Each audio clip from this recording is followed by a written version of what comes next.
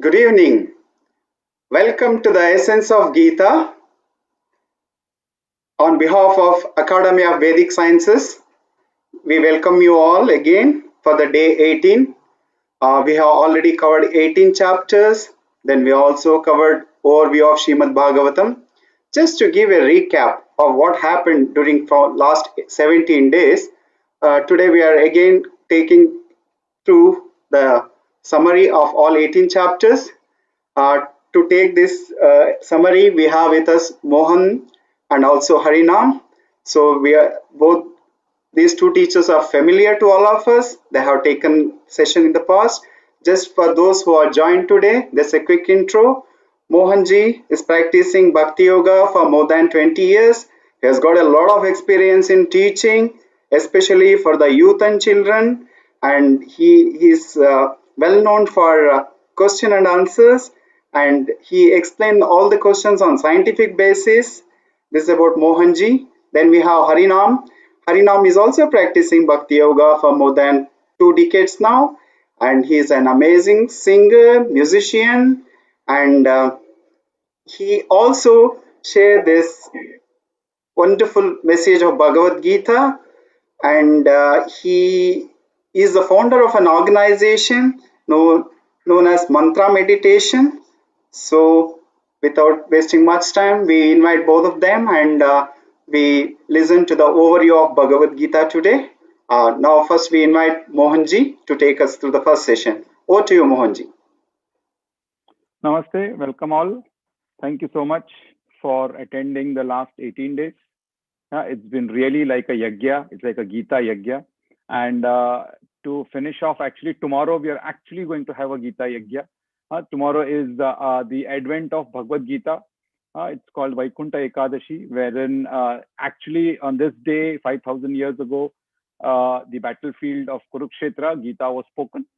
So that tomorrow's day, and so we're going to we've ended up this entire thing. We've timed it in such a way so that we do the summary of the Gita today, overview. We've done 18 chapters previously, and tomorrow we'll do all 700 shlokas recitation, in Sanskrit. So you can come to this program. 6 o'clock is what we will start tomorrow, 6 o'clock Dubai time. That's the session today, wherein we will look at the overview of the entire Bhagavad Gita. So classroom guidelines, I'm not going to go through. Everybody's aware. Everybody has been a fantastic audience. Post your chat messages and the questions in the chat box so that we can take it on. Today, we might not have much chance to answer all questions, but definitely, like we promised you, we answer all the questions offline and post it on our website. And this is our website, bit.do/essence of Gita. So do visit this particular site or keep visiting it regularly. We've also posted a lot of content of all the previous lectures here, and also some fantastic quizzes for you. They are interactive quizzes where you can learn as you quiz actually. So please do visit this particular site. So we are covering the Bhagavad Gita as it is, written by His Divine Grace, A.C. Bhaktivedanta Swami Prabhupada, the founder Acharya of International Society for Krishna Consciousness. He's our Guru, and let's pray for him and for his blessings. Om Ajnana Timirandhasya Jnananjana Shalakaya Chakshurunmilitam Yena Tasmai Shri Guruve Namaha. Jai Sri Krishna Chaitanya Prabhu Nityananda Sri Advaita Gadadhara Srivasadi Gaura Bhakta Vrinda. Hare Krishna, Krishna Krishna, Hare Hare, Hare Rama, Rama Rama, Hare Hare. So today we are covering the summary of the Bhagavad Gita. So we've gone through each chapters on each day of the previous last 15 to 18 days. And today what we'll do is, for you to recap, we will just give a brief overview. Each chapter will be around 3 to 4 minutes overview, hopefully. And we will want to get the gist out of each chapters for you to take away with. And like we've done for each of our chapters, we will go through the acronyms so it's easier for us to remember while we do these particular chapters. So let's start off with the introduction. This is prior to the beginning of the Bhagavad Gita. There's a fantastic introduction in the Bhagavad Gita as it is. And it basically talks of two key concepts. One concept it talks about is the purpose of human life. Yeah. So if you see our scriptures, they point out that human life is considered to be dvipat pashu biologically. Yeah. So if you see all activities being done by all the living entities, they can be kind of clubbed into these four things: eating, sleeping, mating, and defending. Yeah. All animals do it. All human beings do it. But we say that human beings have higher intelligence. They have discriminating power. They have reasoning power. And if you see in nature, every feature of nature has a purpose. So if animals do eating, sleeping, mating, and defending, humans also do eating, sleeping, mating, and defending, then what is the purpose of this higher intelligence that human beings have? Yeah, isn't that what we should be thinking about? Why do I have higher intelligence? Even the dog does these four things. Am I not better than a dog? What is this higher intelligence for? That is what the entire purpose of human life is said in our scriptures. To use this intelligence to understand three key questions: who am I? Why am I suffering? And how do I get out of this suffering? Yeah, and for that, the Lord has given us these fantastic scriptures. Yeah. So we have the Vedas, we have the Upanishads, we have the Puranas, we have all of these different scriptures and such a vast body of knowledge, which helps us to understand this purpose of life. Now, in the Kali Yuga, we have very less time. We can't go through all of these particular scriptures. So the Lord has very mercifully condensed the whole thing, all of Vedic knowledge, into the Gita Upanishad. Yeah, the Bhagavad Gita is also called the Gita Upanishad, and it basically covers these five truths or these five themes. Yeah, it talks about Ishvara, God, who is the supreme controller. It talks about us, the Jiva, the living entity, yeah, who's controlled and who is conditioned. It also talks about the sambandha or the relationship between the Jiva and the Ishvara. Yeah. Then it talks about Prakriti or material nature, which is composed of three modes of nature. Yeah, that is the Sattva Gun, Tamo Gun, and Rajo Gun, which are like the controlling factors. They are the ropes binding us in this material world. Then Bhagavad Gita talks about Kal, yeah, or the time factor, which is acting on all of us. And because of the Prakriti and because of Kal, we are doing activity or karma. Yeah. And the Bhagavad Gita clearly defines that these four, Ishvara, Jiva, Prakriti, and Kal, are eternal. Whereas karma, our activity, is not eternal, which means that all the karmic activity that we have can go away. Yeah. And once that goes away, then we really get liberated. Yeah. We don't be in this material world. And that is what the truth that the Lord is trying to tell us here. He doesn't want us to be living an animalistic life here. He wants us to come back to the spiritual world where our real position is. So let's see how the Lord explains all of this in each of the 18 chapters of the Bhagavad Gita. So I will take the first 9 chapters, and then my friend Harinam Prabhu, he will take up the next 9. So that's how we will cover these 18 chapters approximately in around an hour, 20 minutes or so. So the first one chapter, we all remember, if you remember, the acronym for this particular chapter was doubt. Yeah.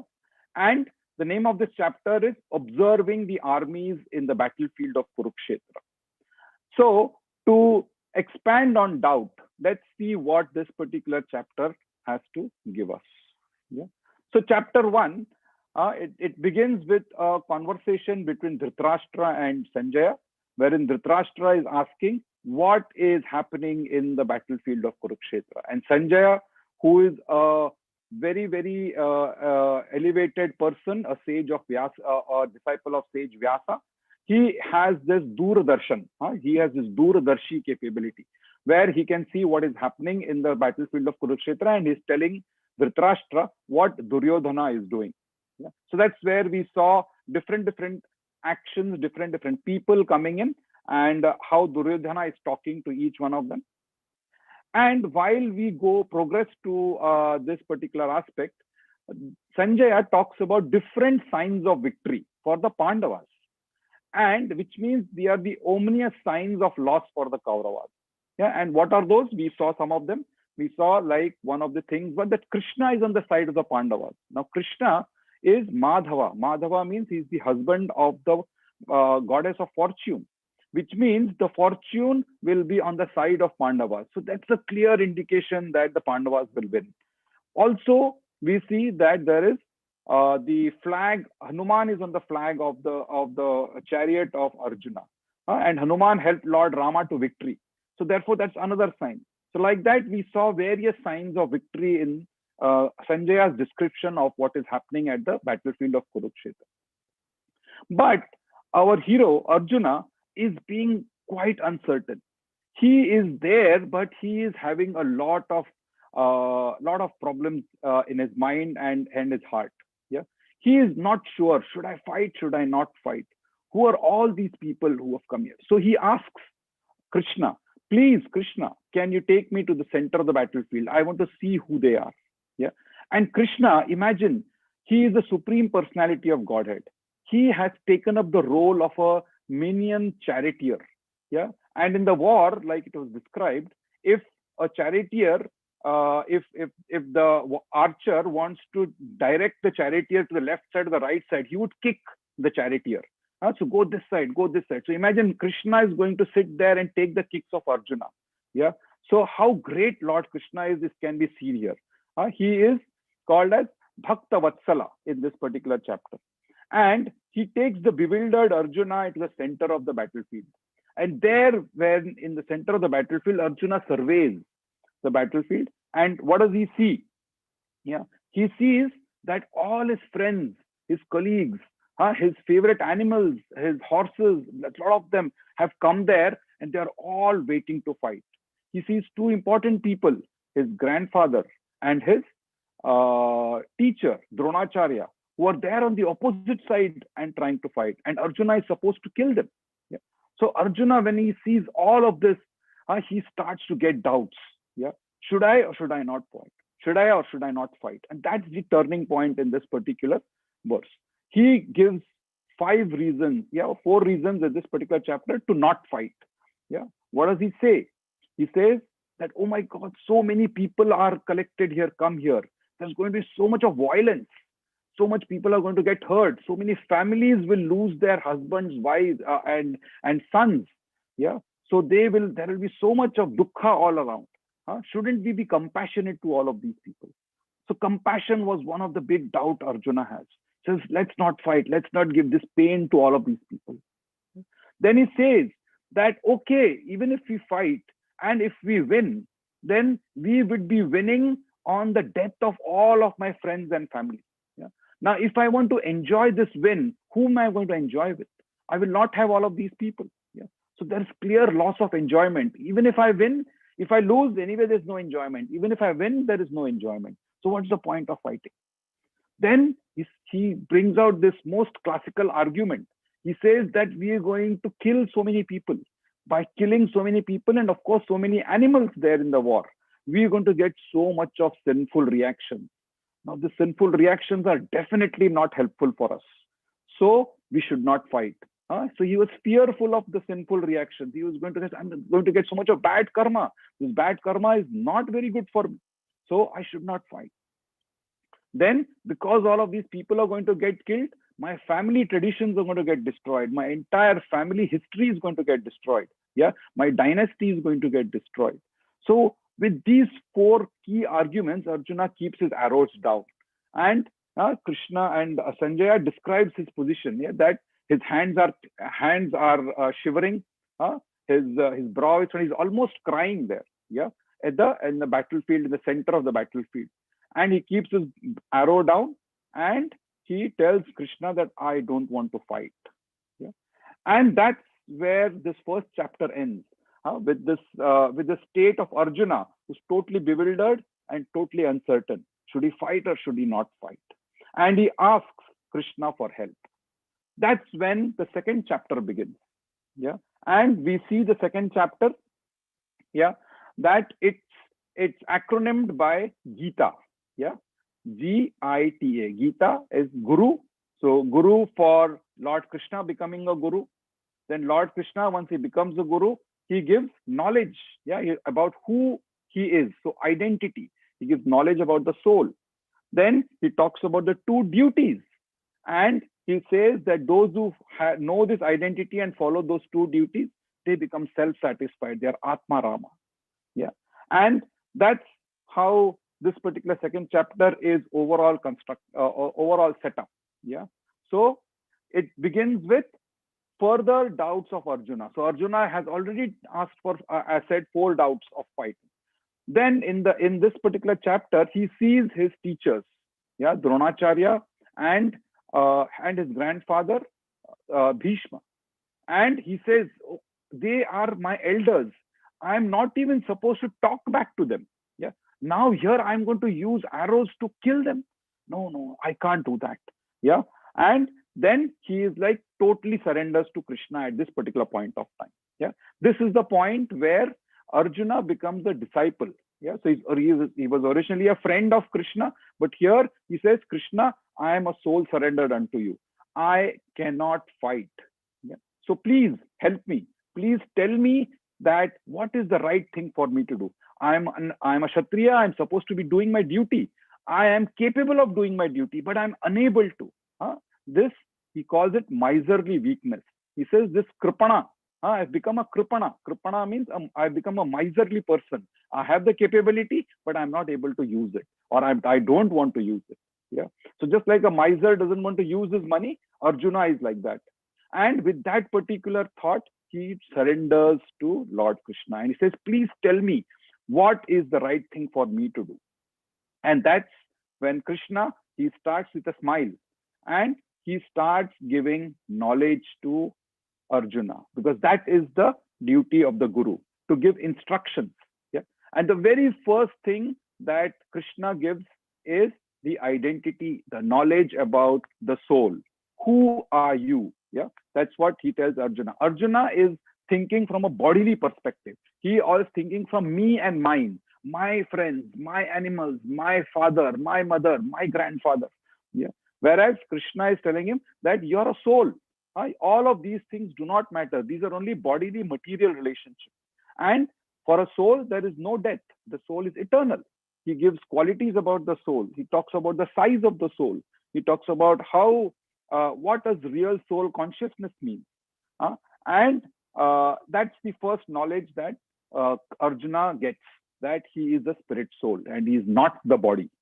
And of course, that is applicable to all of us. The second thing that Krishna starts to talk about is, if you're a soul and you have a body, then what are the 2 duties that you have? Yeah. So what are you supposed to do? So he says that there is a soul duty, which is to be a servant of the Lord. And there is a bodily duty, which is the varnashrama, yeah, or the bodily duties based on your varna and your ashrama. You are certain set of duties. And Krishna says that if you are able to combine both of these duties, you combine both of these duties, then if you do both of these duties, then you will not get any of the sinful reactions. He says you will not get any karma. And this concept Lord Krishna explains as Buddhi Yoga. He says the intelligent mixing of or dovetailing of your bodily duty along with your soul duty. If you are able to do that, then you will not get any reactions, and this fear of sinful reactions will become irrelevant. So Arjuna at that point of time thinks, oh, is that so? But can you tell me, who are these people who can do like this?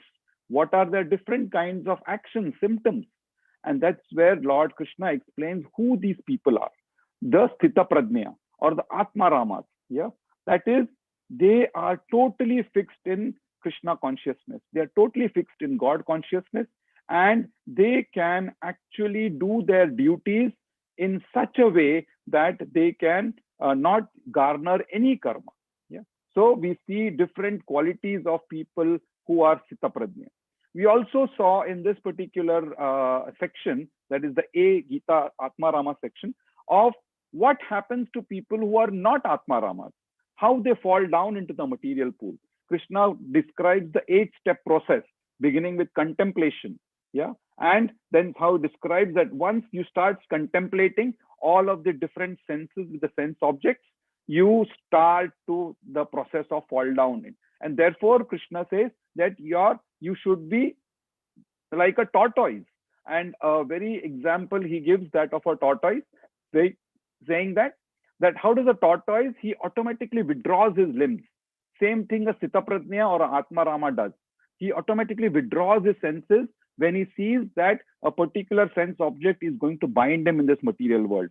That if he is going to do a particular action, then it will give him karma.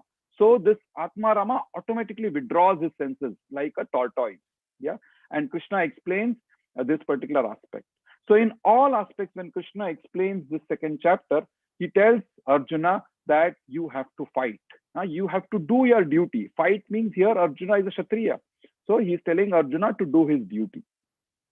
Now, we saw in our earlier class, that this entire Bhagavad Gita is like a executive report.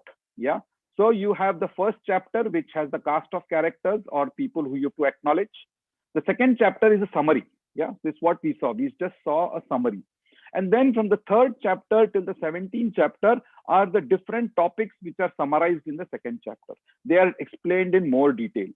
And the 18th chapter is the conclusion of the entire. It's called the perfection of renunciation. How to do activities so that you do not get any karma is what is described across all of these particular chapters.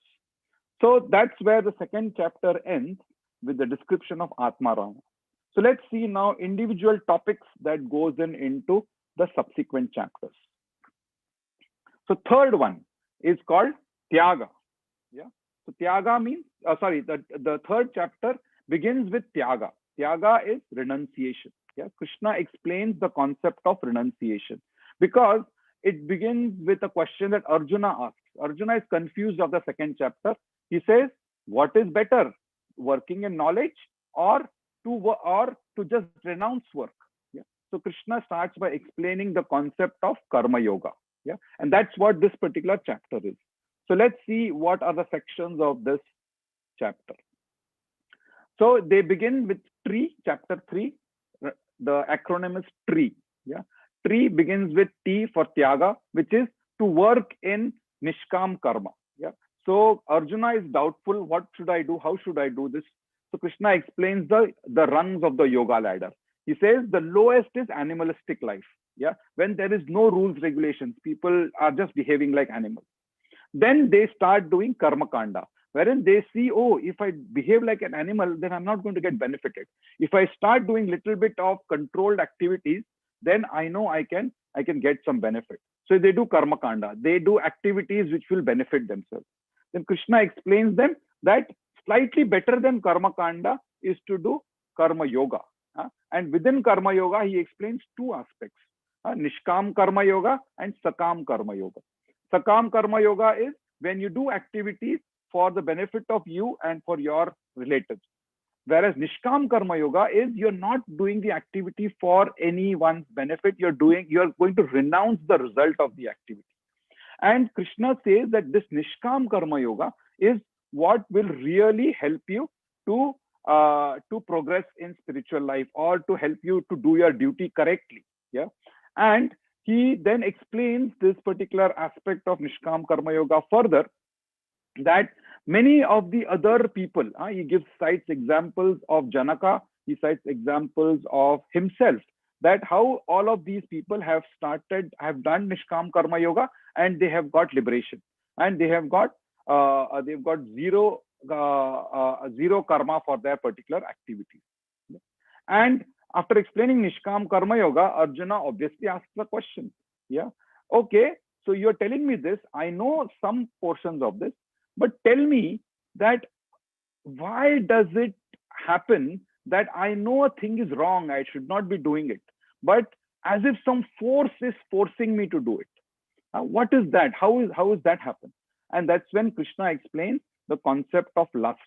He says that it is lust, Arjuna, who is the all endeavoring, the enemy of the world. Yeah. And he says that is the enemy of the soul also. Yeah. This lust is what binds you for doing all the activities in a particular manner. And that manner is, which is either you get good karma or you get bad karma. Yeah.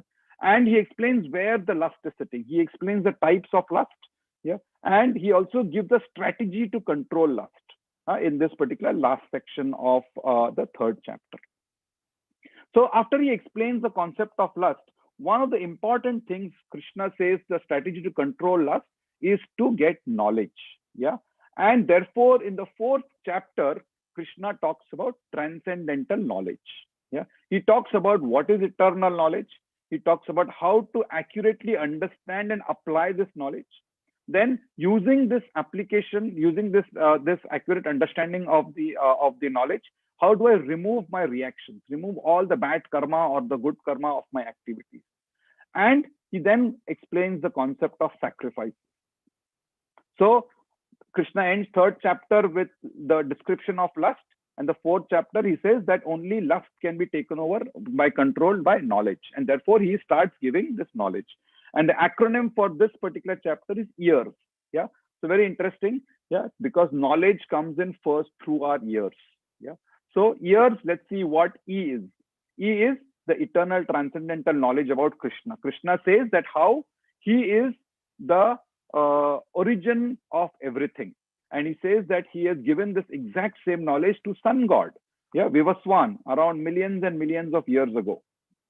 And he talks about the disciplic succession, how sun god then gave it to his son, then the Manu, and then Manu gave it to Ikshvaku, and like that the knowledge came down. But during the course of time, that knowledge got destroyed, and Krishna has to come again to give this particular knowledge. Yeah. So Arjuna is confused here. He says, hey, you are born just in front of me and during my time.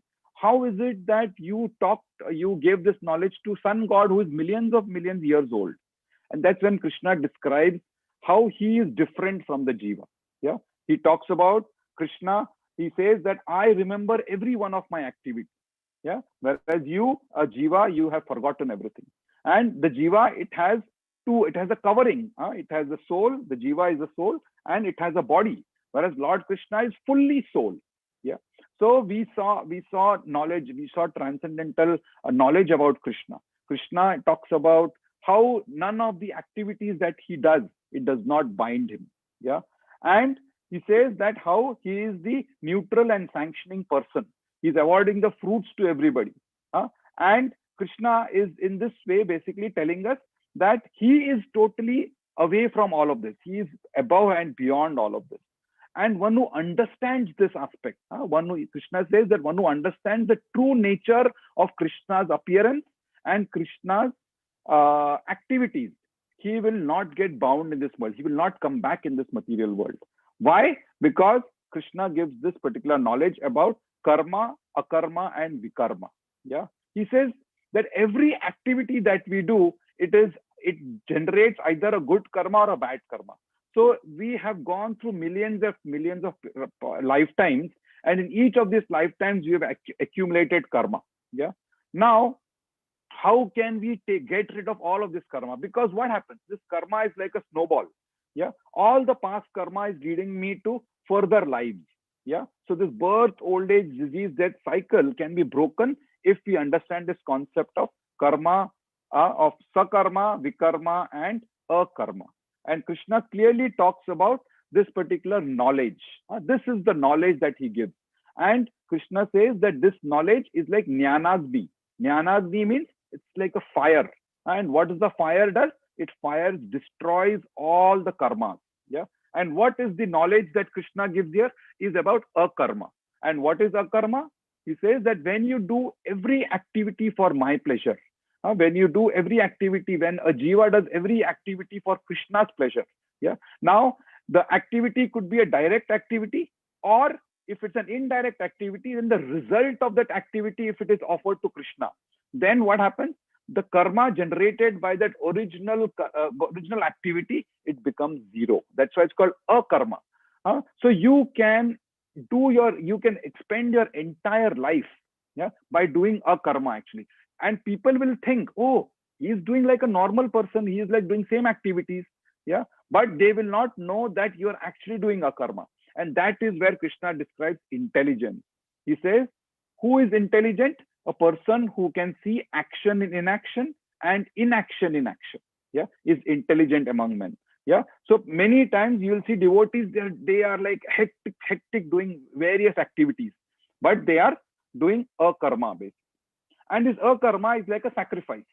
So Krishna in the last section of this particular chapter describes various sacrifices done by everybody. Like for example, the brahmachari, the grahastha, the vanprastha, and the sannyasi. Yeah? And he says this sacrifices leads us to transcendental knowledge. That is the section where he ends. The fifth one, Krishna combines the knowledge of the third chapter and the fourth chapter. Yeah, he talks about karma and transcendental knowledge, and he says, now therefore what should be your action? Therefore this chapter is named Karma Yoga, action in Krishna consciousness. Yeah, so let's see what he talks about. Krishna therefore continues his discussion on Nishkam Karma Yoga.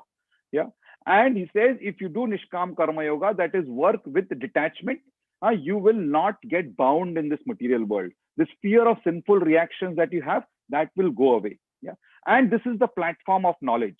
He says, what is the platform of knowledge? To know that there are three doers: the soul, material nature, and the super soul.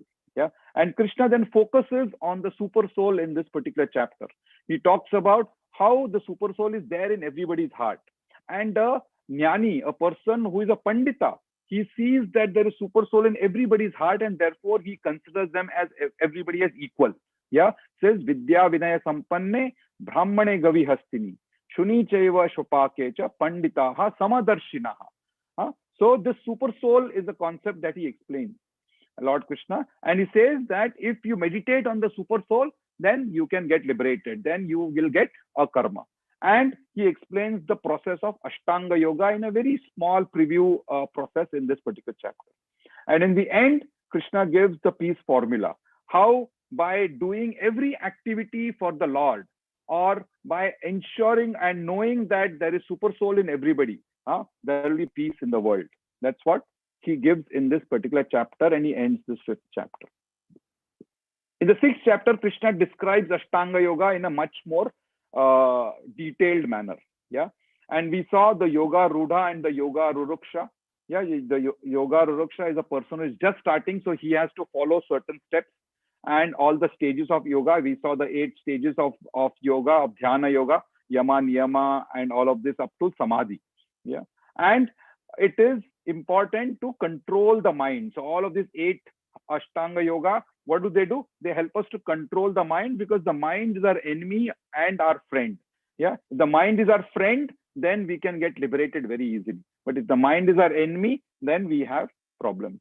So Krishna explains this concept of controlling the mind. But Arjuna says in this particular chapter, oh, this is very difficult. The Ashtanga Yoga process that you have given is very, very difficult. Yeah, because the mind is chanchalam. It cannot be controlled. It is stronger than the wind. And therefore, Krishna says that what you can do this control of the mind through suitable practice and through detachment. Yeah, he says about this particular aspect of vairagya and about practice. Yeah. So Arjuna says, okay, so if I start vairagya and if I start suitable practice, abhyas and vairagya, then if I'm unable to complete it, what will happen? Yeah. And therefore, Krishna describes that what happens to the unsuccessful yogi. And Krishna says very clearly here that the unsuccessful yogi, we might think he's unsuccessful because in his lifetime he didn't complete it. But actually he gets another chance. He comes back again in this material world and he gets a very nice setup so that he can continue his spiritual practices. So he either takes birth in a rich family, or he takes birth in a nice educated Brahminical family, so that he can start his knowledge there. And that's where Krishna ends, that this particular yogi then becomes the topmost yogi. And what is the topmost yogi? Yoginam api sarvesham madgatena antaratmana. Means every time, 24 hours, he's thinking of Krishna. 24 hours, that is what the topmost yogi is. And then 7th chapter, Krishna explains that, oh, you are a yogi, you want to become a yogi, you have to think of me, then I will give you knowledge about myself. Yeah. And this particular chapter is therefore called knowledge of the absolute. Because 6th chapter tells you to dhyana yoga, to do dhyana yoga. But who to do dhyana yoga, who to meditate on? That is the topic of the 7th chapter, which is the knowledge of the absolute. Yeah. And Krishna says that you have to know the knowledge of the absolute, what you have to do? You have to only hear. Yeah. So hearing is the most important aspect about to get to know about Krishna. Tach Shrunu, to hear attentively. So hearing is the process. And Krishna explains how he is everywhere. He is the source of material and spiritual energies. He says that of the material energies is created from him. He talks about 8 separated material energies. Yeah. He talks about Bhumi, Rapo, Analo, Vayu, Kham, Mano, Buddhir, and Man, Buddhi, and ego, false ego. He talks about these 8 particular aspects. He also talks about spiritual energies, which is the jivas. Yeah. And he then says that how the 3 modes are controlled. Yeah. Controlling the jivas. And who is controlling the 3 modes? It is Krishna. So either we surrender to the 3 modes or we surrender to Krishna. The intelligence lies in surrendering to Krishna. And the concept therefore comes of surrender. And Krishna talks about who are the people who surrender and who are the people who do not surrender. There are 4 types of people who do not surrender. Yeah, the atheistic, the grossly foolish, people whose knowledge has been taken away by Maya. Yeah, Maya apahruta jnana, he says. These are the 4 types of people who do not surrender to Krishna. Whereas there are 4 types of people who surrender to Krishna: Artho, Artharthi, Jidnyasu, and Jnani. The 4 type of people who surrender to Krishna. And Krishna then says that of those surrender, the Jnani is the topmost. Why? Because he surrenders with knowledge. And therefore, this knowledge about Krishna is very important. Yeah. And many times people also surrender to various demigods.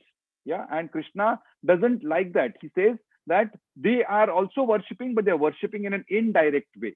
Yeah. He says that they will get very, very small results. They will get temporary results, not permanent results. But those who surrender to Krishna, they get permanent results. And that's where he ends this particular chapter, describing about the Devatas here. The 8th chapter is therefore again the most important. Those who surrender to Krishna, what happens to them? They attain the supreme. Yeah. And the acronym for this one is DEAD. Yeah. So very, very important. This particular chapter, Attaining the Supreme, is the art of dying. Yeah. It begins with doubts of Arjuna. And one of the most important doubt Arjuna asks is, how can I think of you at the time of death? Yeah. And then Krishna describes this particular topic, and he talks about that antakale cha mameva smaran muktva kalevaram ya prayati samadbhavam yati nachatra samshaya. He says that those who think of me alone, yeah, then they, at the time of death, they will come to me. Yeah. And next shloka 8.6, he says yam yam api smaran bhavam yajatyante kalevaram. That if you do not think of me, if you think of all other things, then you will attain to that state again. He says. And if you think of Krishna at the time of death, then you will not get into the cycle of birth, old age, disease, and death. But if you not think of Krishna, then this cycle is there for you. Again, come back here. And therefore, Krishna says in 8.7, Tasmat Sarveshu Kaleshu Mam Anusmara Yudhyacha. He's giving direction to Arjuna, saying that Tasmat Sarveshu Kaleshu. Why? Therefore, at every point of time, you should think of me. Why? Because you don't know when this time of death is going to come. So if you're 24 hours engrossed in thoughts of Krishna, then whenever you die, there is not a problem. You will attain Krishna at the time of death. That's what Krishna talks about here in this particular 8th chapter. Yeah. And Krishna describes pure devotional service. He describes about who he is, where is he coming from. Yeah. He talks about his world. Yeah. And how that world is, what is that world like? The spiritual world. And he compares the spiritual world and the material world. And he says devotion is how you will attain to that particular spiritual world. Devotion to who? Devotion to Lord Krishna. And what is the test there? The test is, at the time of death, am I thinking of Krishna or not? Or am I thinking of my fixed deposit or my husband or my wife or whatever? Yeah. So if you think of anything else, that is what you will get. But if you think of Krishna alone, you go to Krishna's loka. And that's what he says in this particular 8th chapter, and that's where he ends this particular chapter. Now he comes to the most confidential knowledge. He says this is Guhyatara. Yeah, it's the most important confidential knowledge about himself. And he talks about what is the qualification to get this knowledge. He says, even though this is published everywhere, Bhagavad Gita is published everywhere, but still why this is confidential? Because Krishna says you need to have qualifications to even understand this. And what is the most important qualification? He says we should not have any envy. He says you have to remove envy from your heart. Only if envy can be removed, then you can understand this particular aspect of Krishna, who Krishna is. Yeah, and the next section, Krishna talks about the inconceivable relationship that we have with the Lord, and also how the Lord is here. Yeah, Achintya Tattva Bheda Bhed. The Lord is here also. The Lord is in the material world also, in the spiritual world also. He's there in our heart also. How does all of this thing come? Krishna explains this in this particular chapter.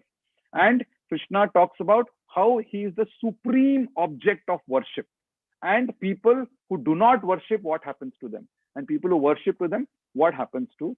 And that's where he ends, that what is the glories of directly worshipping Krishna? Yeah, he says that you can do it very simply. He says, Patram Pushpam Phalam Toyam.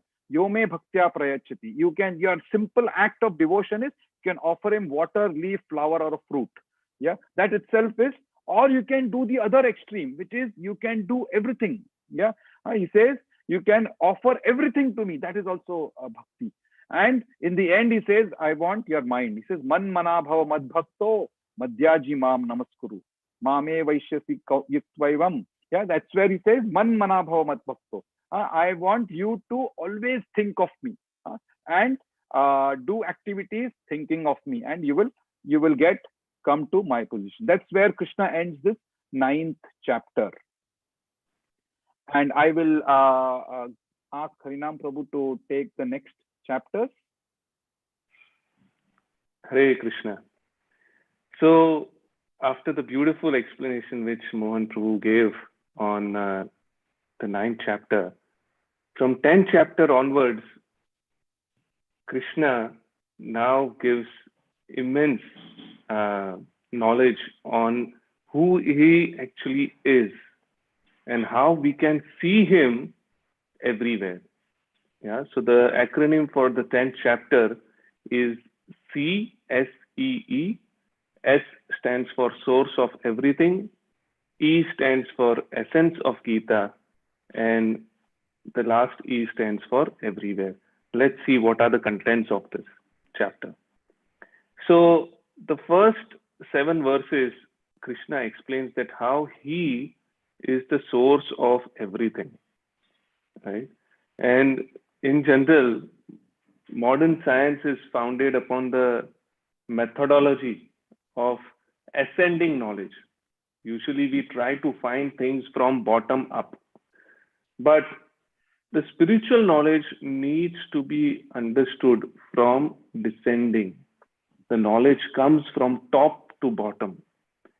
Yeah, in the 4th chapter, also Krishna explains that how initially the knowledge was given to the sun god, and eventually in disciplic succession it was passed on. So similarly, Krishna explains that how he is the source of everything that exists in this world. Yeah, he explains that how something which has been created cannot understand its source independently. For example, if one wants to ascertain the identity of their father, the easiest way is to ask the mother. And that mother is the scriptures. Yeah. So in the same way, all material and spiritual creations have their source, and Krishna is the source of everything. Later in text 8 to 11 are actually the Chatur Shloki, the 4 most important verses of Bhagavad Gita. The 8th verse talks about Aham Sarvasva Prabhavo, Mata sarvam pravartate iti matva bhajante mam Buddha bhava samanvita. That Krishna, I am the source of all spiritual and material world. Everything emanates from me. The wise who perfectly know this engage in my devotional service and worship me with all their hearts. The next verse, Krishna says, these are the 4 important verses, and that's why I'm chanting the verses and explaining and sharing the translation as well. Matchita madgata prana bodhayantas parasparam kathayantascha mam nityam tushyanti cha ramanti cha. The thoughts of my pure devotees always dwell in me. Their lives are fully devoted to my service, and they derive great satisfaction and bliss from always enlightening one another. Tushyanti cha ramanti cha. They relish the beautiful discussions conversing about me, Krishna says. And Tesham satata yuktanam bhajatam priti purvakam dadami buddhi yogam tam yena mam upayanti te. To those who are constantly devoted to serving me with love, I give the understanding by which they can come to me. So it is Krishna who gives the understanding to all of us on how we can come back to him, right? Thus, the goal and the medium to reach the goal is the same, right? Suppose if we want to go from here to Bardubai or from Jabalali to Bardubai, we have to catch a metro. So the goal is Bardubai and the medium is the metro. But in Krishna consciousness, if you want to go back to the spiritual world, Krishna is the goal and the medium is also Krishna. That is the holy names of Krishna. The 4th verse is Tesham ivanukampartham aham ajnanajam tamaha nashayami atma bhavasto jnana deepena bhashvata. To show them special mercy, Krishna says, I, dwelling in their heart, destroy with the shining lamp of knowledge the darkness born of ignorance. So Krishna shares this beautiful 4 verses, which is in general the essence of the Gita. And then again the next verses from 12 to 42, Krishna shares that how he is everywhere. Yeah, he explains Arjuna with various verses, sharing that how he is the super soul who is seated in everyone's heart. Amongst the Adityas, he is the Vishnu, he is the light of the sun and moon, he is amongst the Vedas, he is the Samaveda. So like this, lot of verses in general he shares, showing that how he is present everywhere. He gives analogies or examples of 82 opulences, which Krishna explains that how he is in everything. Then moving on to the next chapter, chapter 11, when Krishna shares Arjuna that he is the source of everything and he is everywhere in chapter 10. In 11th chapter, Arjuna requests Krishna. Yeah, so the acronym for this chapter is Rupa. R stands for request, U stands for universal form, P stands for prayers of Arjuna, and A stands for armed form. So Arjuna puts forward a request, yeah, because he wants to know that, can you please show me your universal form? Yeah, so he puts forward these questions to Krishna as to kindly show me your universal form, and Krishna gives him the vision as to see his universal form. Yeah, so ultimately Krishna shows his beautiful, amazing universal form which expands everywhere.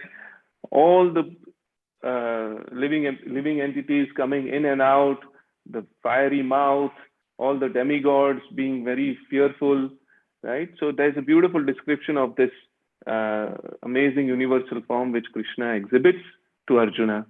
And finally, verses 15 to 45, Arjuna puts forward again prayers. He's completely flabbergasted. He's excited, and at the same time he's a little bit fearful after seeing this beautiful form of Krishna. And then he prays to Krishna and requests Krishna that, please, can you come back and show me your four-handed form? Krishna exhibits his four-handed form, and ultimately he requests Krishna to show him his normal Manusha Rupa, yeah, armed form. So the last few verses, Krishna again comes back to his normal human-like form, and Arjuna again, the last few verses describe that how Krishna is the source of everything, and he knows that how he is the summum bonum of all that has been shared, all that exists in this material world. So the next chapter talks about devotional service. And after Krishna showed the universal form, Krishna now gives basically the entire essence. The 12th chapter is considered to be like the most important chapter in terms of Bhakti Yoga, right? So the acronym is GOD, God. G stands for Godhead, O stands for options, and D stands for devotee's disposition. So it is one of the shortest chapter of Bhagavad Gita, and this chapter is entitled Devotional Service, and this chapter basically discusses the path of devotion. So the first 7 verses, in response to questions by Arjuna, Krishna again picks up the discussion on impersonalism. Because many times people are confused that maybe the ultimate goal of life is to merge into the Brahma Jyoti, the light. Yeah. So Krishna again explains that ultimately everyone is looking for happiness.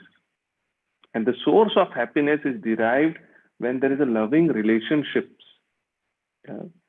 Because for a relationship to exist, there needs to be a subject, there needs to be an object, and the reciprocation between them. Yeah. But the impersonal notion of oneness, it kills all these 3 factors. Yeah. Therefore, it cheats the individual out of true happiness. So Krishna explains that a personal approach to God is through Bhakti Yoga. To develop that relationship, devotional service is more practical than any other thing. And then in the next few verses 8 to 12, Krishna speaks about various options, and he gives the highest option, that is Bhakti Yoga. And then it describes that how magnanimous Krishna is. Yeah. He first gives him the best option is Bhakti, but if due to whatever reason, because many people are not inclined, they are not in the mode of goodness, they have some envy here and there, they are more towards influenced by passion and ignorance. So what happens? They are not able to take up bhakti or render devotional service in a humble mood. So then Krishna gives them various options. He says, if you're not able to do bhakti due to whatever reason, yeah, it might be difficult for you. So then he gives a progressive path. He gives a progressive steps towards doing bhakti in the devotional spirit. Yeah, so he gives various options that if you can't do bhakti, then work for me. If you can't work for me, then gain at least some knowledge about me. So like that, he gives various options. And then finally, verses 13 to 20, Krishna talks about the qualities that a devotee gains or develops, or he has these traits in him. Yeah. So he talks about various qualities, about tolerance, determination, satisfaction, equanimity. So Krishna gives the qualities of the devotees. In the next chapter, 13th chapter, Krishna talks about the nature, enjoyer, and consciousness. The acronym is WISE. W stands for wise questions. I stands for items of knowledge. S stands for soul and super soul. And E stands for enjoyer. So this chapter basically begins with Arjuna asking that, Krishna, can you please tell me what are these 6 things? He says, what is Prakriti? What is Purusha? What is Kshetra and Kshetrajna? What is Jnana? And what is Niyam? So first he asks, what is nature? Who is the enjoyer? And what is the field of activities? Who is the knower of this field? What is real knowledge and process of knowing this knowledge, and the object of knowledge? So Krishna here then starts giving these answers from verse 8 to 12, items of knowledge. So Krishna first explains that, look, Kshetrajna is the soul within the body, and Kshetra is the body. So what happens is the soul is residing in this field, and he uses this body for various purposes. But the real purpose of this body is to gain jnana, knowledge. Yeah? Since true knowledge is really revealed within the heart of deserving person, the real method of acquiring this knowledge is by cultivation of divine qualities, of which humility is foremost. Yeah?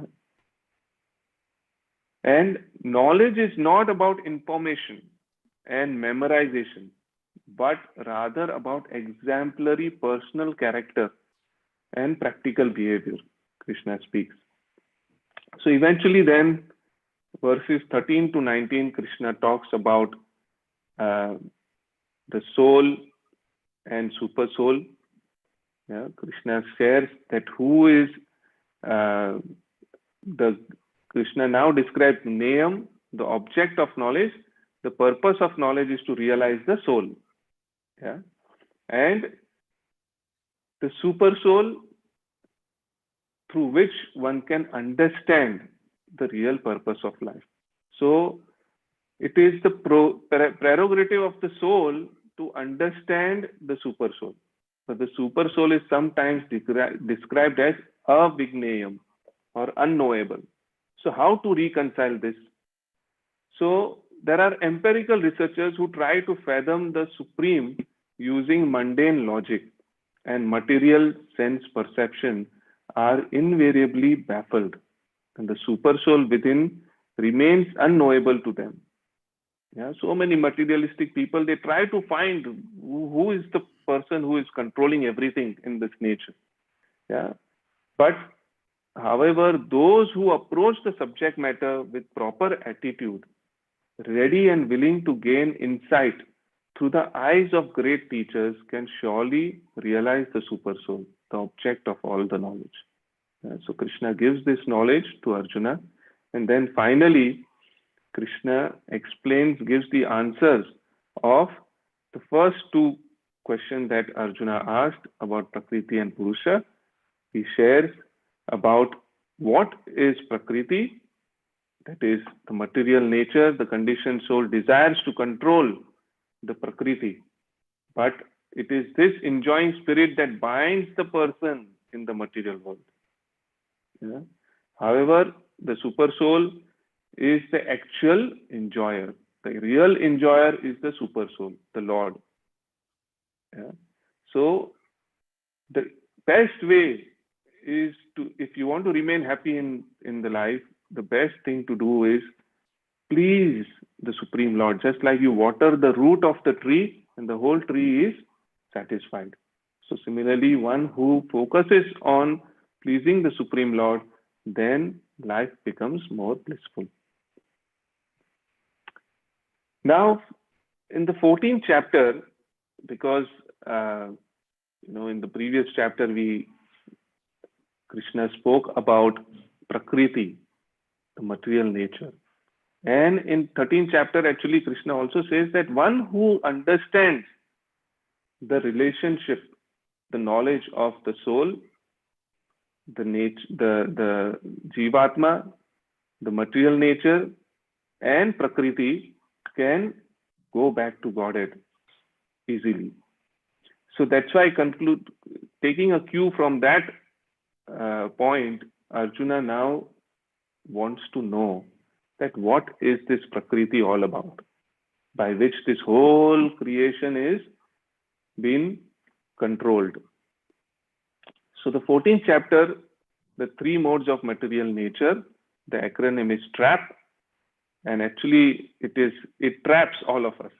Yeah? So T stands for three modes, R stands for race for prominence, A stands for action in the modes, and P stands for pure life. So Krishna now shares that there are basically three modes of material nature. He gives a deeper understanding of these three modes. So verses 1 to 9 explains what are these three modes. Yeah, so basically the three modes are Sattvagun, Rajogun, and Tamogun. Yeah, so Krishna explains that how everyone is trapped in this material world. Traigunya Vishaya Veda. So guna means rope. So these ropes bind all of us. Yeah. Guna means also quality, and it also means rope. So these are the three modes by which everyone gets bound. And how these three modes function? These three modes, they function based on each one of them is racing for prominence.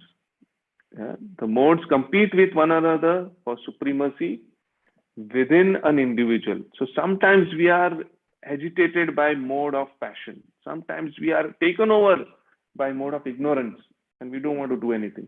And sometimes we feel very peaceful and we want to do things in the mode of goodness. So like this, within us, the three modes are racing for prominence. Krishna explains this, and then how verses 14 to 18, Krishna explains that how action in these modes, because we all act in this mode, influenced by these three modes, we end up having reincarnation, birth, old age, disease, death. We keep taking birth again and again, and we are trapped in this material world. And then finally, Krishna explains that how to transcend these modes. Whether we are, that is the pure life, how to live a pure life, how to transcend these modes.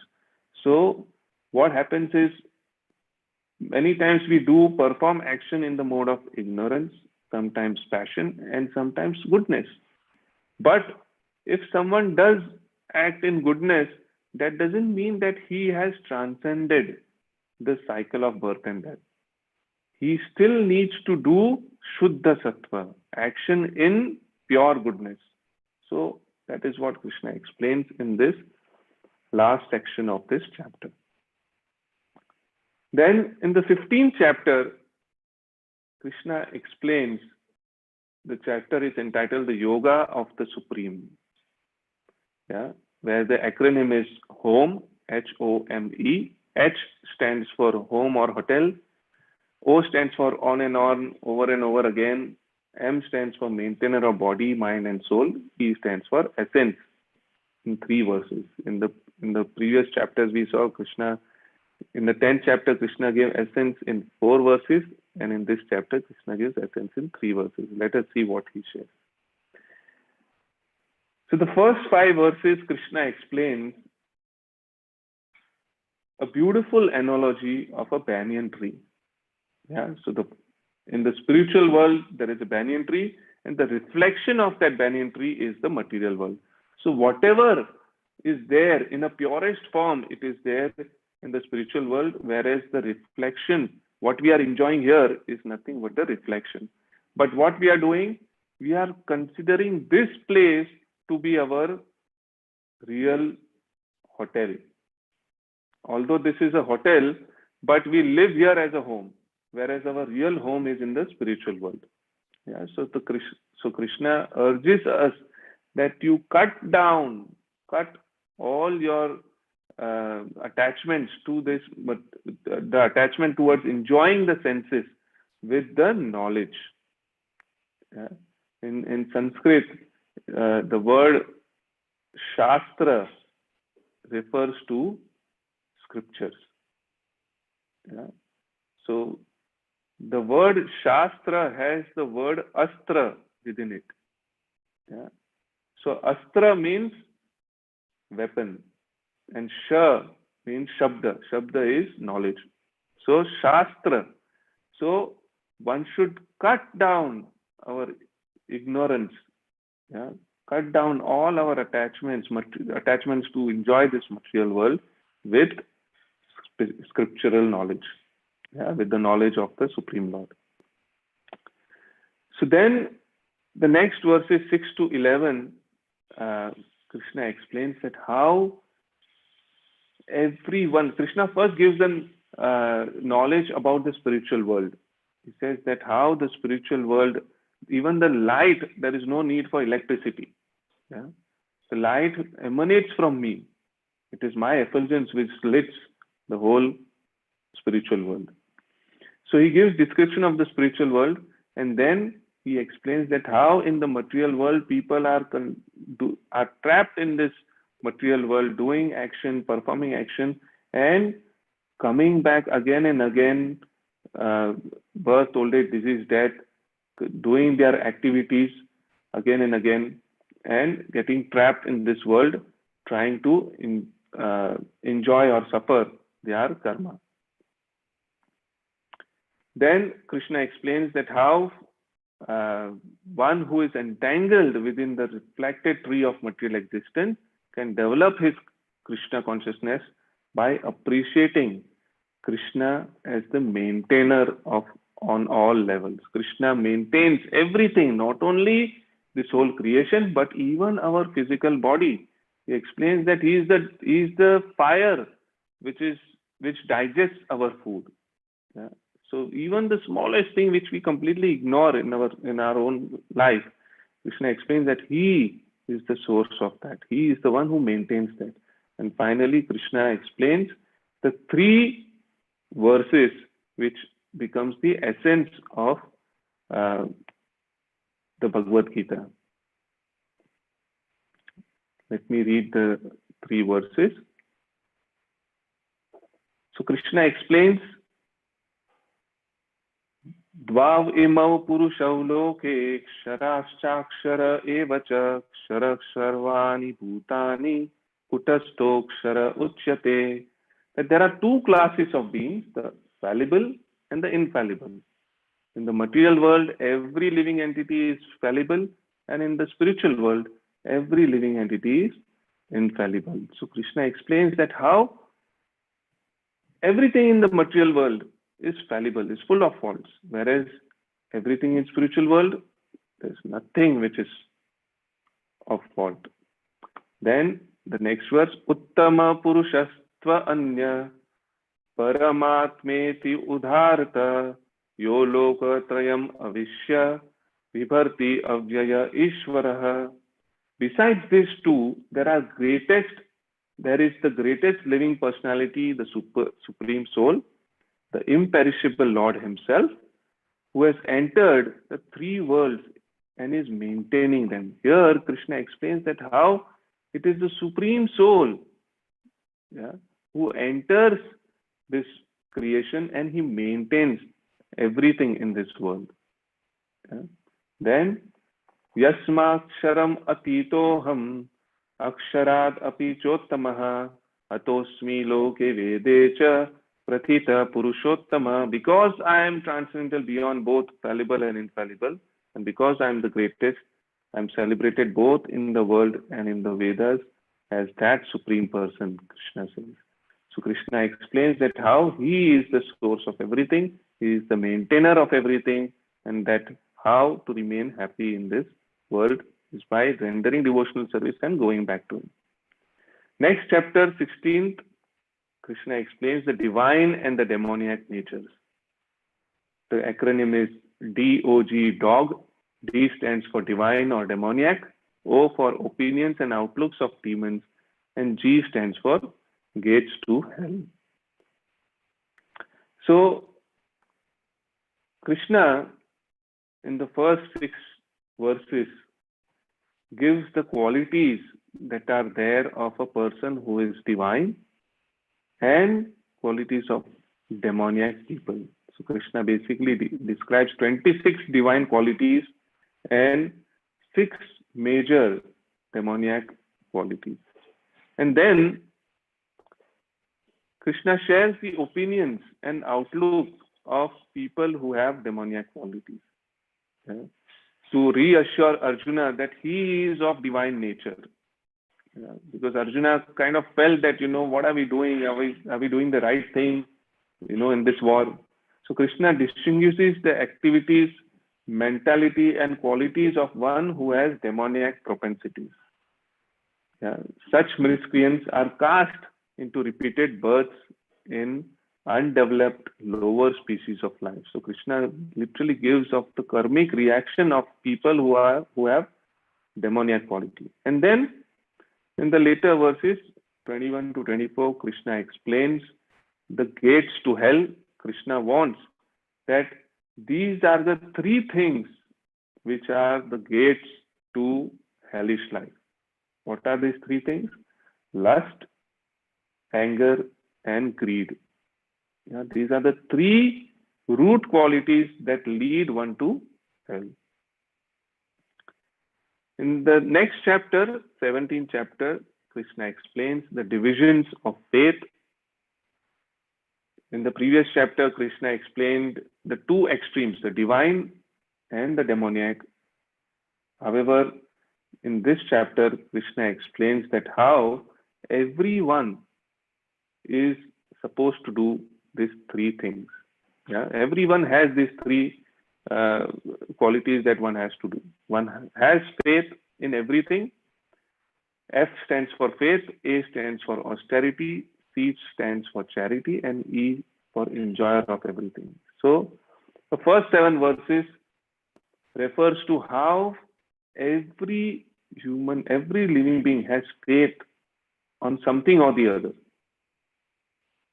And based on that faith, they perform action. We have faith in general on the traffic lights. We have faith in our doctors. We have faith in our bank that they will not steal our money.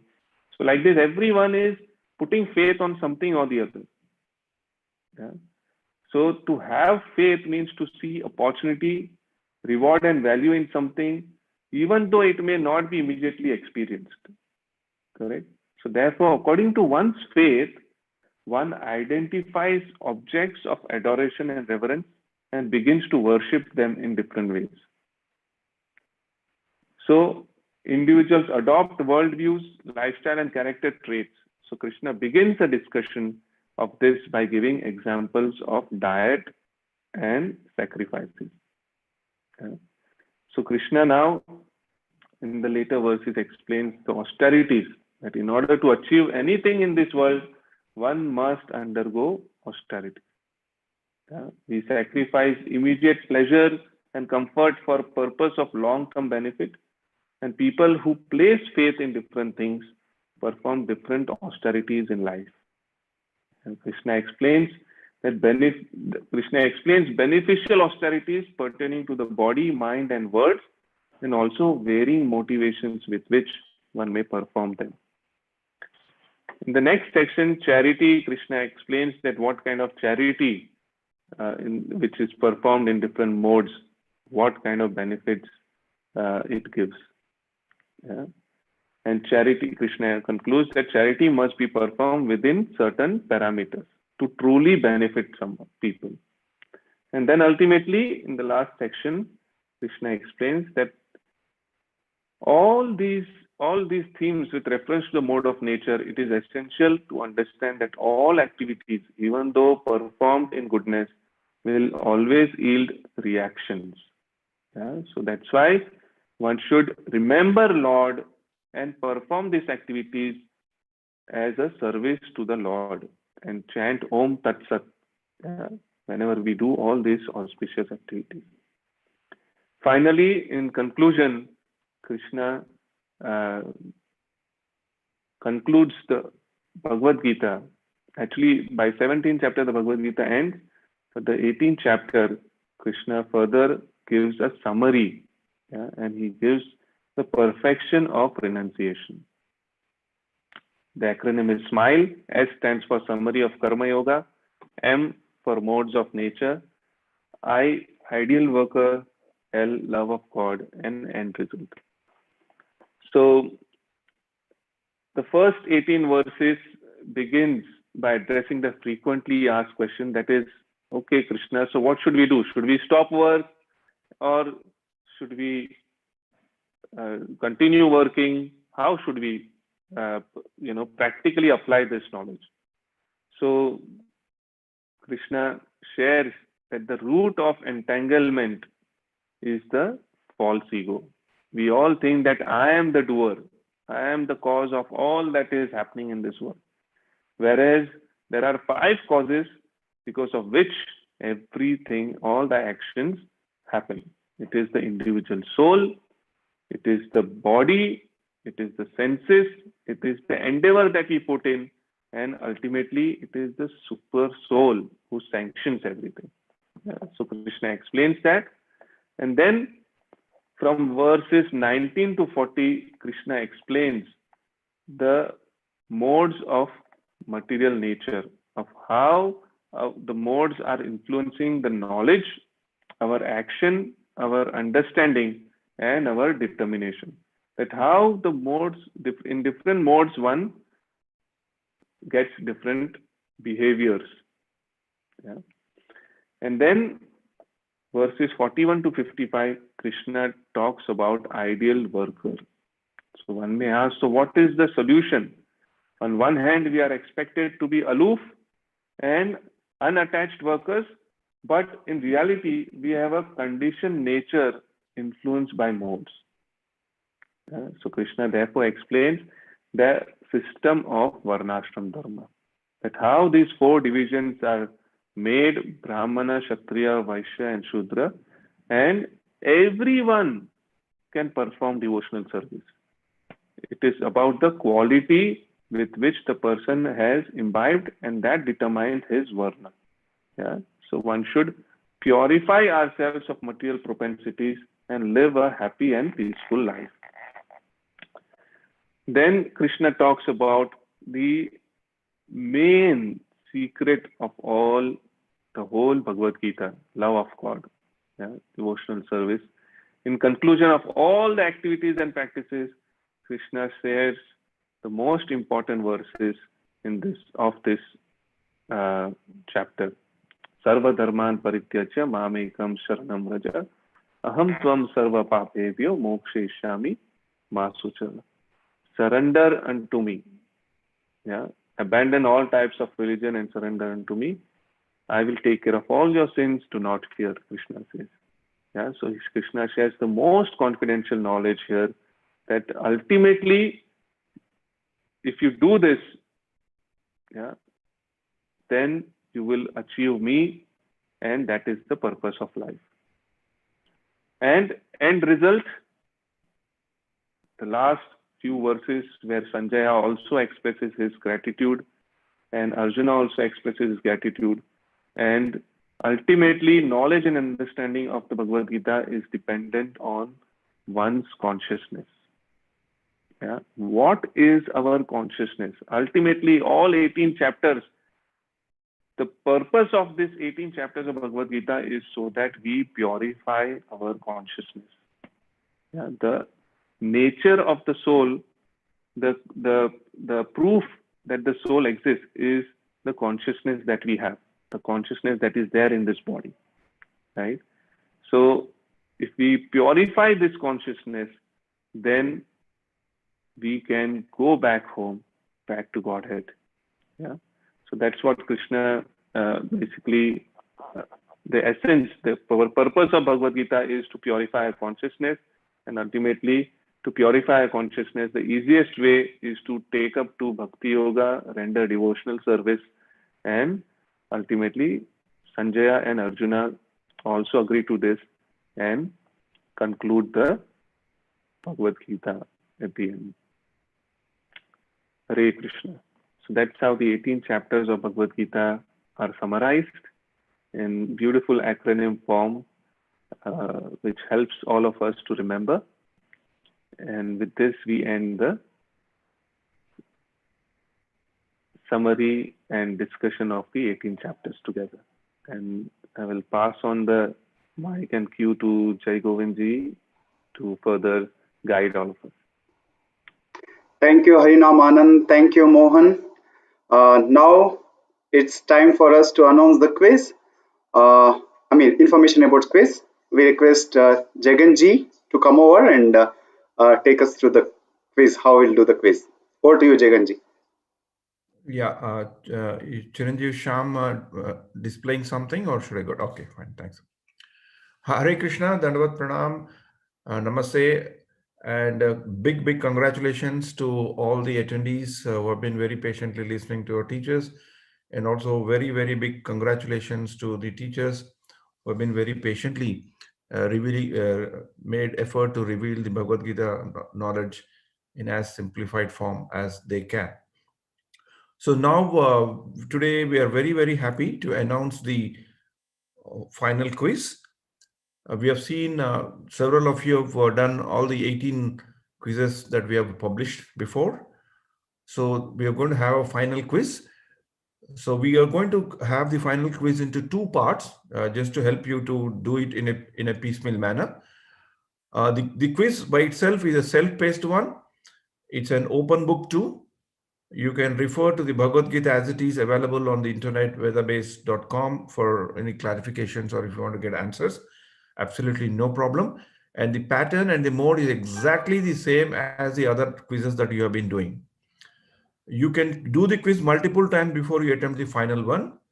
However, when you do the quiz as a trial or a test, you please tag your name with a test, like test.mohan, text.harinam, or text.jagan, and do it so that it will be easy for us to segregate. But when you are ready to do the final quiz, please note that you should put exactly your registration name. The quiz, the way it scores, the quiz is scored is, it's not only the correct and wrong answers and how fast you do. So the top three will be those people who have answered most of the questions right, and most of the questions right at a very quick pace. So that's the reason why we are allowing you to test yourself, trial yourself, and then when you attempt the quiz, you should be able to do it very fast and very correct. So we expect all the people to score all the questions correctly. This is our intention. There is no pass or fail in the quiz. You can attempt, your attempt is most important. For a reference of this, you can open up Bhagavad Gita and read yourself the very nice shloka in Bhagavad Gita, chapter 2, 40th text, where Krishna says, in the endeavors that lead to devotion, there is no loss or diminution. Everything is profit, everything is carry forward with you. So kindly meditate on that shloka and do it. There's no fail or pass. You can contact your friends and mentors if you want to get clarity on even answers this question. After the quiz closes, we'll publish the questions and the correct answers. And if in case if you have any doubt about the quiz or the question, you can directly reach me on my WhatsApp. This is the number 050-459-0901. I humbly request to reach me only through WhatsApp, not through phone, because sometimes I may not be able to answer your call. And the quiz opens on the Christmas Day. So we try to remember Christmas as Krishmas. So it's a gift for you as a Christmas or a Christmas to you. So it opens today, dead at the midnight. So think that Santa Claus is coming and giving you the wonderful gift of this quiz. So quiz closes on the midnight of 31st January, and then we'll publish the results. We are also now working well on the question and answers. Today, the seventh chapter question and answers will be posted. Tomorrow it will be eighth chapter, and then the next week we'll be able to cover up all the 18 chapters. And again, we'll also have one more section, the questions that were collected through WhatsApp and the questions that were collected through the website also will be published as a separate document. That's all I have to say, and very big thanks to all of you once again, and very big thanks to the organizers for giving a team, the backend team, to do some service to all of you, so that this program is going to become a very memorable event for us, because this is the first time such a big event is happening from the Academy of Vedic Sciences. So with your blessings, with your support, with your encouragement, we would like to go further to handle and serve all of you and many more others. Hare Krishna, Krishna Krishna, Hare Hare, Hare Rama, Rama Rama, Hare Hare. Hi, thank you so much, Jaganji, and thank you so much for that wonderful insight on the quiz. I saw on the video some of our students are noting down the details. Don't worry at all. First thing tomorrow morning is you will be receiving the exact same details on the WhatsApp group and also on your emails. So you don't have to be worried. So the links, the timings, all the details will be posted. But this is just to give you a heads up as to what to expect from the quiz. And of course, our team and Jaganji personally are always contactable if you ever have any questions on the quiz. I would like to take this opportunity also before everyone leaves. First of all, to talk about tomorrow, we'll be having the Bhagavad Gita recitations tomorrow evening. We are very fortunate and we've planned the course in such a way that the 18 days of the classes that we have leads up to the Gita Jayanti, which is the advent of the Bhagavad Gita. And so we typically celebrate this festival every year. We're very fortunate that tomorrow it falls on an Ekadashi, and so it's which is a very very auspicious day and very important day of fasting even for us as practitioners of bhakti yoga. And so tomorrow, what the agenda is, we will be reading all the Sanskrit verses of the Bhagavad Gita, and we will be going through. It's almost like a read along and a chant along. So you can read, the verses will be displayed on the screen, and you'll be able to chant along with us. For every chapter, we will have one chanter who will be reading through the verses. Since we've already covered the translations and the meanings, tomorrow will just be the verse chanting, which is very purifying, very nourishing to the heart, because these verses form the basis of all our teachings of the Bhagavad Gita. And now, talking about these verses and why reciting these verses of the Bhagavad Gita are so important, we are actually very, very excited to announce to you, of course, want to get a copy of the Bhagavad Gita. We are very, very excited to announce to you a new course that we will be launching. So I know that everyone can see my screen, and this will be a follow up course on the essence of Gita. So I know that many of us were so enthralled when our teachers were actually quoting all these verses of the Gita and these different scriptures, and all of them have actually undergone the same process of learning the verses, which we want to bring to you in a more personalized fashion. So the idea for us is to be able to form a WhatsApp group where we will be asking everyone to join on this WhatsApp group. And over a 2 week period, or maximum a month's period, we will be sending you 2 to 3 verses audio recording daily. So it'll just be a 5 minute task that you have to listen to the verses and chant along. And so, as you're chanting along, you can actually learn these verses, and you can also take the opportunity to teach some of your friends and family. And through this process, through such a simple process of just giving 15 to 20 minutes maximum every day on this verse learning, you can actually learn chapters and chapters of the Gita. So we will actually be picking simple chapters for your practice, which should be very easy. So you don't have to worry. But all you need to do is, as we have the instructions here, join the WhatsApp group, Here, spend maybe 5 to 7, maximum 10 minutes to hear the recording. And then as you're doing that, we'll make sure to also send you a shloka card so you can read the shloka in front of you. Practice just for 5 to 10 minutes a couple of times. And the best way to learn these verses is also to teach to your children, to your family members. So teach your friends, and then the last is to be able to actually learn the shloka. Of course, we can never master the Gita because we are always servants of the Lord. But in one sense, we are trying to master the practice. So we are trying to make sure we are able to understand these shlokas. It's also important for us to become scholars and experts in some of these scriptures and shastras. So that is the idea behind mastering the shloka. And so I know that there are a couple of us who are wondering, well, I cannot read the Sanskrit as everyone else is. So how do I actually catch up with it? So one very interesting aspect of the course, and the first day, the introduction launch of the course, we're actually going to be going through the Sanskrit vocabulary. So we'll be splitting up our course into two different parts. The first part, or the first group, is where we will be focusing on just learning to read the Gita.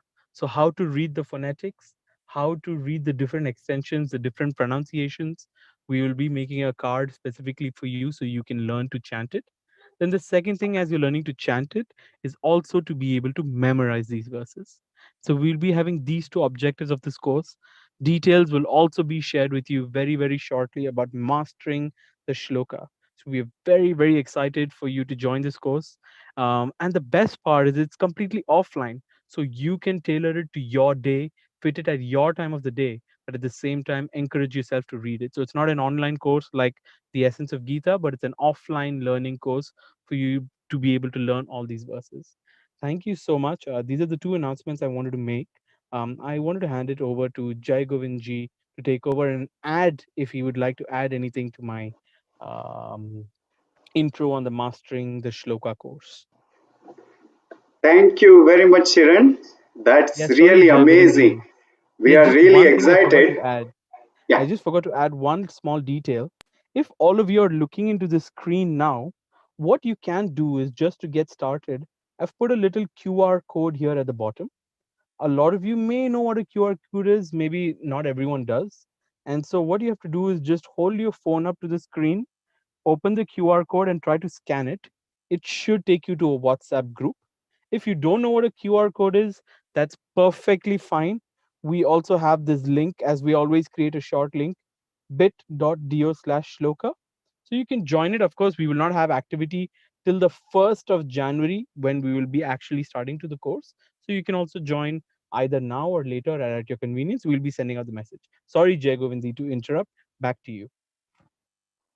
thank you, Chiranji. That's a wonderful initiative, and it's all our New Year resolution to learn the shloka, to master the shloka. And the wise people says, if one knows shloka, there is no shloka. Okay. With this, I would like to take this opportunity to thank all of our participants who has wonderfully and very encouragingly joined our courses for 18 consecutive days, and we really appreciate your patience and thank you very much. And I would also take this opportunity to thank few participants who are constantly, their videos were on, taking the notes and encouraging all our teachers. Just I have picked up few names. If your name is not there, please don't feel bad because it's difficult for me to call everybody's name. But I have listed few. It's one is Sneha Mataji, Gansham Prabhu, Gurbaks, Sampath, Shanmugam, Rakshar, Lakshmi, Rajiv, Niranji, Sonia, Akshara, Geetanjali, and these participants regularly, their videos are on, they're taking notes and they are very attentively listening, and you are all the inspiration for our teachers. Thank you very much. And I also take this opportunity to thank our leader Shivalabji, and who teaches himself, and he is the one who inspired us to go for this course, and we thank him very much. And also thanks for all our teachers, especially Mohanji, Harinam, Harigopal Prabhu. Can you turn your video on if you are there?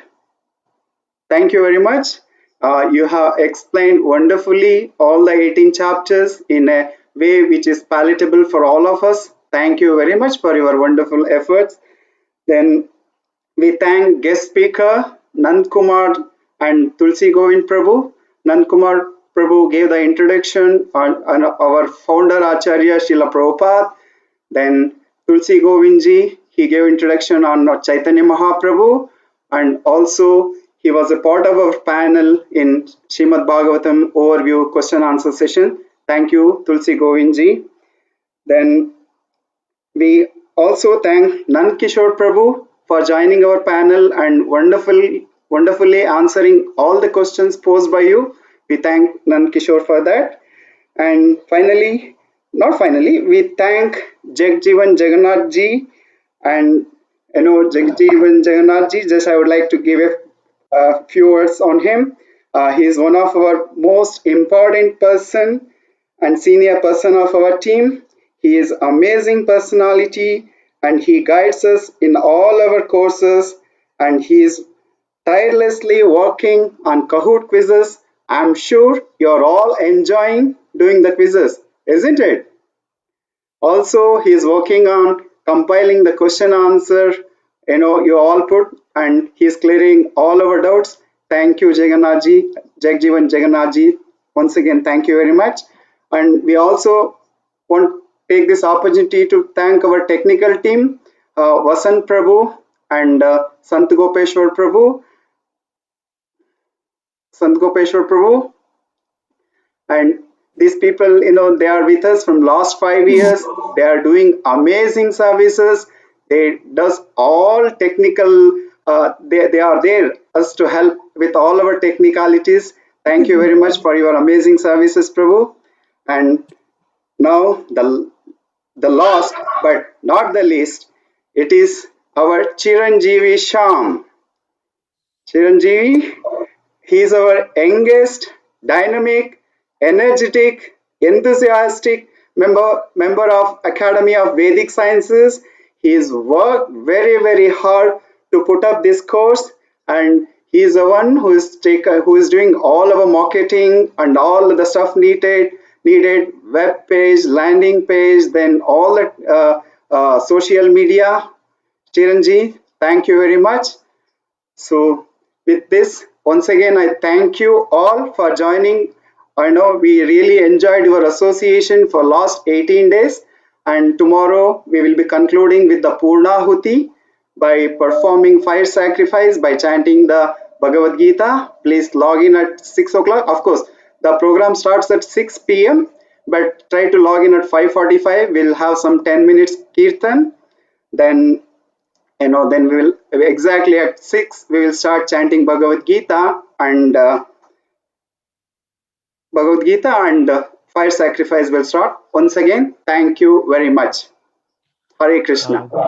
Jagoanji, just wanted to add before we wrap up is I know today's our last day. A lot of us are feeling very emotional that we've reached the end of our 18-day journey of Bhagavad Gita. But you don't need to worry at all, because we are going to try to keep this landing page website open for as long as we can so that you can continue to access the content. So we do have participant material as usual, your Kahoot quizzes, which you can still use to practice before you do the final quiz if you would like. Then, of course, the student handbook. This is all under the website, student handbook, the Sanskrit pronunciation guide, which we will be touching upon tomorrow.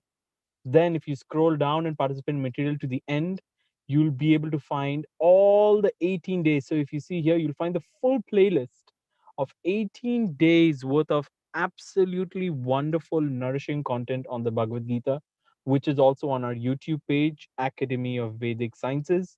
It's a unique name, so you'll probably not find many other search hits. If you search for Academy of Vedic Sciences, you should find it very easily.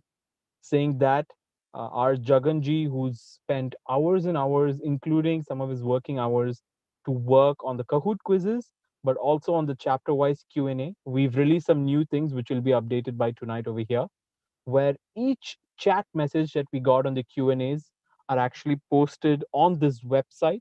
So you'll find chapter 1 to 6 over here. Each chapter chat messages that we get, we are trying to compile and give comprehensive answers. So you will see that sometimes it does take time to put these messages across, but we'll make sure we are able to get this to you as soon as possible, so that every single message and every single question we've got through this course has been so revealing for us, because we've also gone back, made sure about our content, and even put excerpts of the Gita for each of the answers. So thank you for the wonderful questions. You can continue to keep them coming, as we still have a submit the section, which will also be included in our answers, where you can continue to submit your questions on the Gita. So this website, we're going to continue to keep active. We may take off some of the sections, but at least the material and the question section will be open for a while for you to refer to when you need. Saying that, we would really appreciate for those who have not already done so, please do give us some feedback on this course. You can, of course, we have some ratings here, but also if you have any specific suggestions, comments for improvement, you can type it out in the answer here. So this is our website. We're going to try to keep it open for you as much as possible. But from our side, we'll also try to keep in touch with you often through email about our next upcoming 4 courses. So please do stay in touch and let us know if you need anything else. Thank you so much. Thank you, Chiranji. And also don't forget to subscribe to our YouTube page, Academy of Vedic Sciences. So you will get all the information about our programs. And thank you. Jaganji, do you have any final words? वाञ्छा कल्पतरुभ्यश्च कृपा सिन्धुभ्येव च पतितानां वैष्णवेभ्यो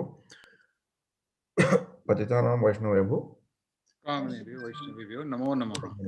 वाञ्छा कल्पतरुभ्यश्च कृपा सिन्धुभ्येव च पतितानां पावनेभ्यो वैष्णवेभ्यो नमो नमः. So we all seek the blessings of all the devotees to move forward in our life, and we offer all the results to Krishna. Yat karoshi yadashnasi yad juhoshi dadasi yat tapasasi kontaya tat kuru swamadarpanam.